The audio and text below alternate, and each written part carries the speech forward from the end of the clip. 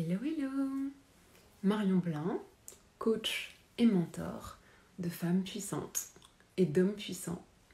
Et je suis en live ce soir pour mon 34e jour de mon challenge 100 jours de live.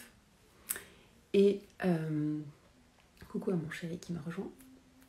Et donc ce soir, je suis ultra motivée parce que je vais faire de mon mieux pour parler d'un sujet qui imbrique plusieurs sujets et qui m'a demandé de faire vraiment de faire le point intérieurement pour être la plus claire possible, pour que la pensée que je voudrais partager ce soir puisse vous arriver de la façon la plus intelligible possible. Parce que ce soir, je vais parler d'énergie. Puisque sur mon live d'hier, il me semble, j'ai pu expliquer en quoi je mentorais et je vivais beaucoup selon l'énergétique. Et bien ce soir, je voudrais introduire d'autres notions avec lesquelles je jongle, qui ont vraiment révolutionné la façon dont aujourd'hui je pense et j'agis, et qui m'ont également beaucoup apaisée. Alors, ce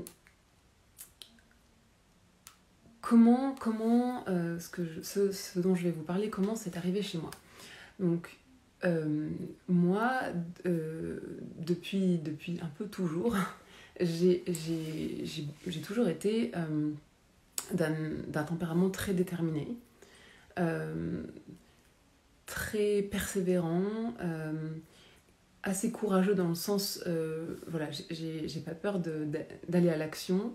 Quand je veux quelque chose, je vais élaborer une stratégie et je vais dégainer les actions. Et donc, en énergétique, on va appeler ça l'archétype de la badass qui va avoir sa to-do list. Ok, je veux arriver là, pour ça, il faut que je fasse ça. Vas-y, go ma vieille, tu dépotes. Et donc, moi j'ai vraiment cette énergie-là. Enfin, j'ai longtemps eu... je l'ai toujours, mais je veux dire, j'ai longtemps vécu essentiellement par cette énergie-là de... si je veux quelque chose, vas-y, j'avance, je passe à l'action. Et surtout, quand il y a quelque chose qui me résiste, je continue, j'y vais en force, je m'acharne jusqu'à ce que j'obtienne la chose. En tout cas, j'ai vraiment cette énergie assez forte, avec une énergie cinétique du mouvement, qui fait que quand je veux quelque chose, en général, je lâche rien pour l'avoir. Ce qui a commencé à me faire réfléchir au bout des dizaines d'années à vivre avec ce tempérament-là dominant, c'est que j'ai observé que en fait cette stratégie-là, elle m'offrait souvent des bons résultats, mais pas toujours. Et donc je pouvais pas dire la stratégie de la persévérance à tout prix, de rien lâcher, ça marche à tous les coups. Je pouvais pas dire ça, et notamment par rapport à mon partenaire qui, lui, n'a pas cette même énergie, qui a une énergie beaucoup plus qui est beaucoup plus posée et beaucoup moins, beaucoup moins dans l'action, beaucoup moins active et avec beaucoup moins finalement d'acharnement. Eh bien, lui, dans sa vie, il obtient tout autant de résultats que moi. Il y a plein de fois où il me regarde bizarrement en mode « Oula, pourquoi tu t'acharnes ? Moi, ça ferait longtemps que j'aurais laissé tomber. » Et donc ça m'a fait questionner parce que je me suis dit, en fait, voilà, ma façon de faire, c'est la façon qui me vient naturellement, elle m'apporte pas 100% de résultats, en fait.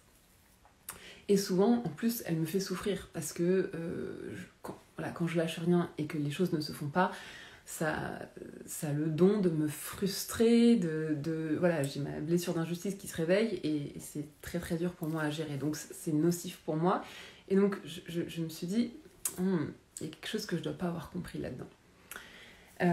Et donc, petit à petit, j'en suis venue, j'ai découvert tout ce qui était énergie yin et yang. Alors, je ne vais pas faire un cours sur le yin-yang ce soir parce que je m'adresse à mes futurs clients et donc mes futurs clients, un, ils n'ont pas besoin que je leur fasse un cours yin-yang et deux, voilà, s'ils aiment ma vibe, c'est que quelque part ils sont naturellement attirés par l'énergétique et donc voilà, ils ne sont pas débutants dans tout ce dont je parle et donc je ne vais pas faire un cours de vocabulaire, mais juste très globalement, le yin-yang, évidemment ça vient de la philosophie chinoise, la pensée chinoise, notamment le taoïsme, sur voilà, les fondements du monde, et donc notamment l'équilibre du monde qui se forge avec voilà, l'alternance de ces deux polarités yin-yang. Et donc, en quoi ça m'a parlé à moi, c'est quand j'ai compris que apparemment j'avais toujours eu une très forte dominante d'énergie yang, l'énergie de l'action, l'énergie de aller en avant, l'énergie de j'y vais par la force, j'y vais par la stratégie, j'y vais par la logique. Je lâche rien. Et donc, je me suis dit, ok, donc ça veut dire que s'il y a du yang et qu'il y a du yin, ça veut dire qu'il doit y avoir autre chose auquel je peux toucher et qui peut peut-être m'aider à équilibrer là cette énergie très yang. Et en fait, l'énergie yang, aujourd'hui, c'est mon avis, mais la société dans laquelle on vit, la société moderne occidentale, nous pousse à cette énergie yang. Parce que les gens qui vont en avant, qui agissent beaucoup, qui sont vraiment dans le faire, dans la stratégie, dans le pouvoir, dans la force, c'est quand même des valeurs qui sont extrêmement poussées en avant, valorisées dans notre société. Et donc, moi, dans ma vie, avec les études que j'ai faites, la carrière que j'ai faite, j'ai été très confortée dans le fait de manifester mon énergie yang, finalement. Voilà, j'étais vue comme la fille qui lâche rien, qui est super persévérante, qui obtient tout ce qu'elle veut parce qu'elle passe à l'action. Voilà, et donc j'étais plutôt confortée là-dedans, sauf que en fait, moi je voyais bien que j'avais pas 100% de résultats du tout. Et donc j'ai pu me questionner sur, ok, quand est-ce que j'obtiens des résultats avec cette stratégie yang et quand est-ce que j'obtiens pas ce que je veux et que ça se passe pas bien pour moi. Et donc, j'ai pu observer que, en fait, mon énergie yang, elle fonctionnait quand j'étais complètement alignée avec le fait de persévérer, de ne rien lâcher. Et donc, c'est là que je recoupe la notion de yin et yang avec deux autres concepts que j'ai pu apprendre dans le développement personnel. Et moi, je fais vraiment le lien pour moi. La clé de l'équilibre, c'est vraiment de pouvoir jouer avec cette matrice à 4 variables. Le yin, le yang, donc l'énergie vraiment de l'action, de la stratégie, de la logique, la force, et l'énergie du yin, qui est l'énergie de l'intériorité, de la vulnérabilité, du ralentissement, de l'accueil, et les 2 autres variables qui sont l'esprit d'abondance et l'esprit de manque. Et donc, ce que j'ai pu remarquer, c'est que ma stratégie yang, elle fonctionnait quand j'étais alignée, donc c'est-à-dire que j'avançais avec un esprit d'abondance. C'est-à-dire que pourquoi j'avançais, c'est parce que c'était clairement aligné avec moi, c'était dans mes valeurs d'avancer, de continuer de m'acharner, entre guillemets, de remettre un jeton. C'était dans mes valeurs, c'était je faisais ça par envie, par désir. par désir d'aller plus loin, par désir de voir jusqu'où je pouvais aller, par désir de me dépasser, par désir de ne pas laisser tomber alors que je savais que je pouvais avoir mieux. Et donc quand c'était fait avec cette énergie-là d'abondance, d'envie, ça marchait. Et par contre, quand j'étais en yang, c'est-à-dire encore une fois dans la force, avec un esprit de manque, de peur, c'est-à-dire j'avance en yang, c'est-à-dire je lâche rien parce que j'ai peur de perdre contrôle, parce que j'ai peur que quelque chose m'échappe, parce que j'ai peur de manquer. Voilà, parce que j'avance par peur. En général, c'est la peur de perdre le contrôle. Et donc, quand j'avance en yang comme ça ne marche pas. Et donc, j'en suis venue à comprendre que, encore une fois, c'est pas tant la stratégie yin-yang qui compte, c'est toujours l'énergie, c'est l'énergie dans laquelle on agit en yin ou en yang. Et donc, voilà, je me suis rendu compte que quand j'avance en yang et que ça ne marche pas, je suis donc face à une résistance. Et ce que j'ai compris, c'est que face à une résistance, la meilleure réponse, c'est le lâcher-prise. Parce que si je m'acharne à nouveau, alors qu'en fait je le fais que par peur de perdre, par peur de perdre le contrôle, encore une fois, je vais juste être dans l'acharnement. Et donc la résistance, elle est là pour me dire, ok, jusque-là, le fait d'avancer avec cette énergie, cette force, etc., c'était aligné avec toi. Et là maintenant, tu rencontres une forte résistance, ça n'est plus fluide d'avancer comme tu l'as fait jusque-là, en yang. Tu n'es plus aligné, tu passes dans une énergie de manque, une énergie de peur, et donc c'est là qu'il faut lâcher prise et passer en yin.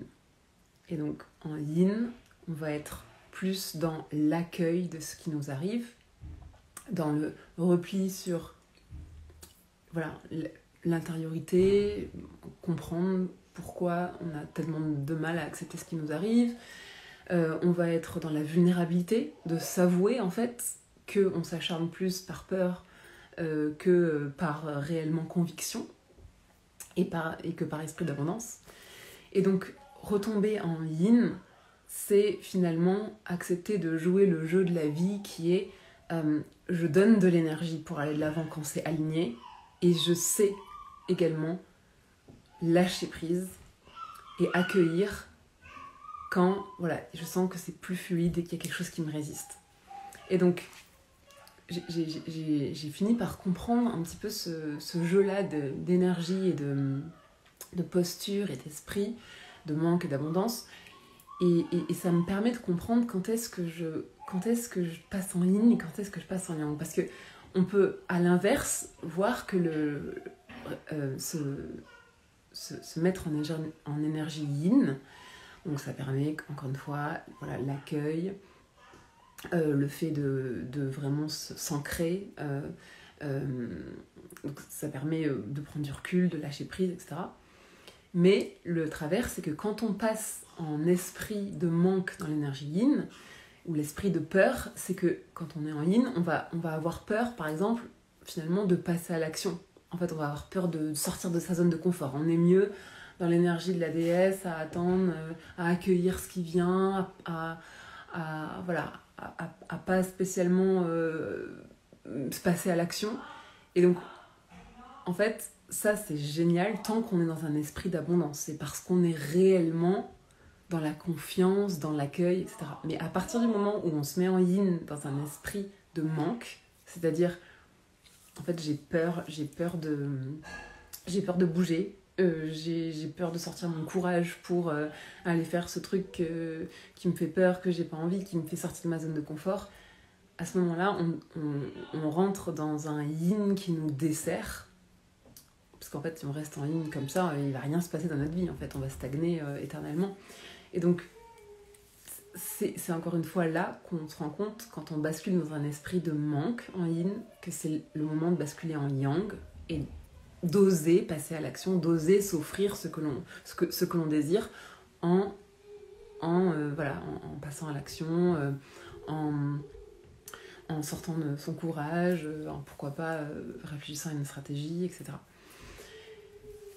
Donc finalement, au début j'ai découvert un petit peu ces notions d'énergie yin et d'énergie yang, et ensuite je me suis dit, mais quand est-ce qu'on sait quand le bon moment pour basculer de l'une à l'autre, puisqu'évidemment la pensée chinoise, le taoïsme, nous enseigne que l'équilibre se fait avec l'alternance. Ce sont deux énergies qui de toute façon sont cycliques et sont là pour alterner en fait. Et donc quand est-ce qu'on sait que c'est le moment pour nous de basculer dans l'une ou dans l'autre? C'est quand on emprunte l'une des énergies et qu'on bascule dans l'esprit du manque. Et qu'on conserve cette énergie par esprit de manque, par esprit de peur. Et donc c'est là qu'il est temps de basculer dans l'autre énergie et avec un esprit d'abondance. Voilà, donc c'est ma vision des choses. Je rassemble vraiment deux grandes notions de développement personnel, les énergies yin et yang et l'esprit de manque et d'abondance. Voilà, c'est deux grandes notions de développement personnel. Moi, ma vision, c'est qu'en fait, elles s'accordent ensemble. C'est pas facile pour moi de parler, je sais pas si ça a été clair. J'imagine que pour les personnes qui découvrent et le yin et le yang et l'esprit de manque et l'esprit d'abondance, c'est peut-être pas hyper fluide. En revanche, voilà, moi encore une fois, je crée mes réseaux sociaux pour mes futurs clients et donc, ou pour mes clients tout court. Et donc, ce sont des personnes qui soit sont déjà familiers avec ces notions-là et pourront trouver intéressant la façon dont je les lis, soit auront la curiosité d'approfondir ces notions-là avec moi en mentorat, mais en tout cas, je ne suis pas là pour donner les bases. Il y a énormément de matière sur ces concepts-là. Et donc, moi, je fais confiance dans le leadership de mes clients et futurs clients pour savoir eux-mêmes s'approprier ces notions-là, en tout cas les bases. Voilà, et bien je pense que je réécouterai ce live moi-même pour voir si c'était à peu près intelligible. Je suis preneuse de vos feedbacks. Et puis, sur ce, je vous souhaite une très bonne soirée. Et je vous dis à demain.